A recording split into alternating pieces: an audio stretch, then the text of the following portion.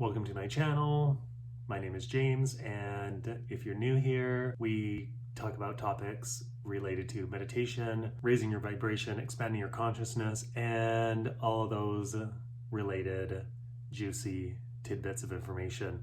If you like the content on here, make sure you subscribe and make sure you hit the notification bell so you get all of the notifications when I release a new video. On to Vipassana meditation. I'm not sure if any of you heard about Vipassana meditation. I learned Vipassana meditation when I was 21 back in 2001.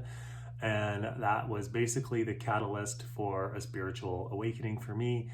If anyone doesn't know what Vipassana meditation is, this is going to be taken from their website, which I'm going to read right here. Vipassana meditation originated in India 2,500 years ago, discovered by Gautama Buddha. Okay? The technique was taught to him as a universal remedy for universal ills, or a type of art of living. This is one of the main reasons why I like Vipassana meditation if you are completely new to meditation or need to learn meditation. Vipassana is a way of self-transformation through self-observation. You learn to connect with your body and you learn to bring your body and mind together. I did a video about connecting to your heart chakra. That was the main, it's another way to bridge the body and mind is connecting to the heart chakra. But if you know Vipassana meditation and you layer this heart chakra meditation on there, you're going to be a totally balanced powerhouse. Through direct experience, the nature of how one grows or regresses, how one produces suffering or frees oneself from suffering is understood. Life becomes characterized by increased awareness, non-delusion, self-control, and peace. Hello, we all love that. And we can, I think in general, meditation achieves that. When you're learning Vipassana meditation, you are taught to focus on the tip of your nose. And what that does is it focuses your mind so that when you have scattered thoughts come up during meditation, you always have a central point to pull your consciousness back to. And that's really important during meditation, and especially the type of meditations that I do where you have to focus on your pineal. It's basically teaching you how to do that, Vipassana. And that's amazing, because the whole point is that if you want to learn Vipassana, if you want to partake, this is what I love about it, is you are required to do a 10-day silence retreat. So to learn Vipassana properly, you must accept the vow of silence for 10 days and go at their retreat. The one I went to was in Merrit, Canada, Merrit, BC. And because I was 21 and completely broke, I only paid, I think I donated maybe all I had, which was about $20. And I did a full course, and it was completely by donation. And at first I thought, oh great, it's by donation, I'm not going to pay anything, because I was 21. However, after taking the course and feeling what a higher vibration felt, I wanted to give them so much more money. And only because you're at such a state of high vibration and trust in the universe that you just feel like you can just give away what you have and everything will come back to you, because you just feeling that state of high vibration. It's not like anything else you've ever experienced. And also with Vipassana, when you're at the retreat, they do all your meals. It's all meal made. There's a whole group of volunteers that prepares your food. All the food is vegan, and you basically live in a retreat for 12 days in silence, which is right up my alley. I absolutely love not talking to people, which is kind of contradictory to this YouTube video, but it's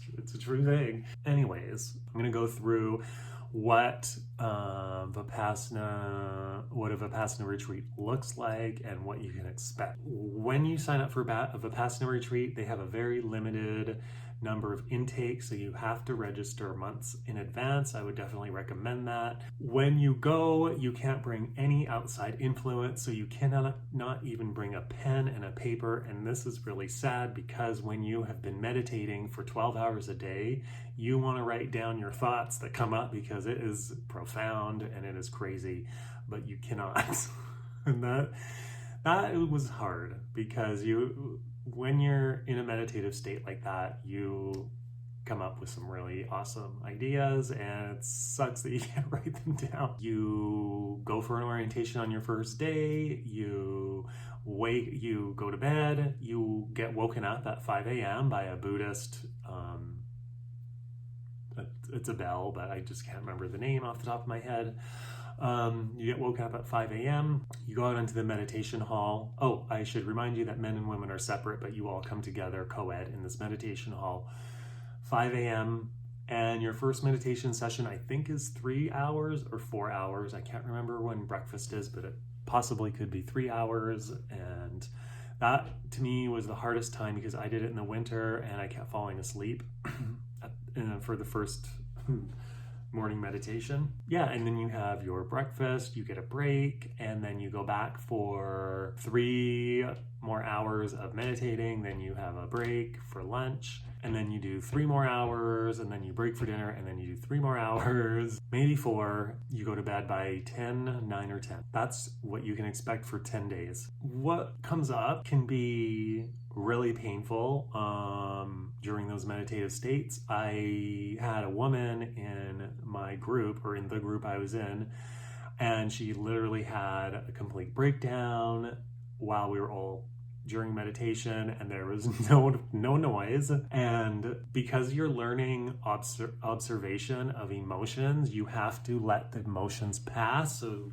they want you to stay in that meditative state while the emotions come up, and then you're just meant to observe what comes up. And this ties into my duality video from yesterday, because when you are in a dualistic universe, you want to remain in the center of each of those emotions. So by observing the emotion as it comes up, letting it pass, you're essentially acknowledging that it's there and releasing it, just like in that duality video. And this is why I love Vipassana meditation so much, because the only way you're going to learn, personally, the only way you're going to learn something right is to immerse yourself in it. And this is what I think a lot of people don't do when they learn meditation, is that they don't immerse themselves in the practice in the beginning. And so you don't pick up good habits, and you don't discover what it really means to be centered in your mind. By the end of the 10 days of doing Vipassana, I was, my final meditation day, I literally sat there for the whole time, not moving. Your body, because you've spent so much time focusing, when you focus, so the whole point of when you're doing Vipassana, what you'll eventually discover, and they encourage this to happen, they expect it to happen, is that you're going to sense the vibrations of your body. When you're first in the meditation retreat, the first days of the meditation retreat, you're just sort of sitting there there's a lot of uncomfortable aches and pains that come up in your body. It's almost like your ego is fighting the disillusion. And by the end of the retreat, you're sitting there and you are feeling the molecular vibration of all your cells. And I'm not lying when I say this. You almost feel the vibration of the universe, to get to the point where you feel like your vibration's raised, and you feel like you feel that harmonious balance of being in the center of the dualistic nature. And I'm gonna say, once I finished the 12-day retreat and was back in normal everyday life, I was so sensitive to other people's emotions and auric field, I actually had to stay in my house for 2 days because it was too intense going outside. And what the intensity was the sadness, a feeling of hopelessness that I was picking up from other people. And I don't know if it was just my own energy that I was projecting out, but arriving back in Vancouver from Merrit after that 12-day retreat was really heavy. it was hard. And that is a typical experience that is going to happen when you've reached such a high state of vibration and you go back into society and you observe society and you realize that we are all operating in this lower vibrational muck and we don't know how to get out of it. I constantly tell people to go and take Vipassana, but everyone that I tell that to is completely turned off by the 10 days of silence. But if you want to learn how to meditate and you want to raise your vibration, that's the kind of thing that it's going to take so that you know the difference of what that feels like.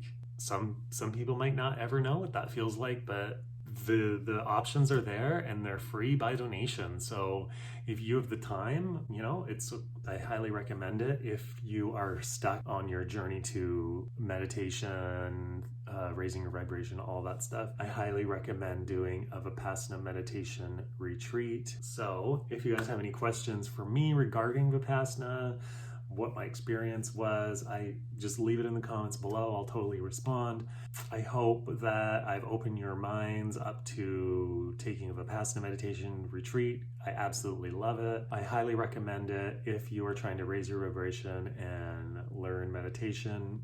There's nothing like it, and it's non-secular, so you're not going to be recruited into a religion or following a religious practice. It has nothing to do with religion. It's all about self-awareness and self-discovery and removing the illusion of our world. So Vipassana meditation, do it.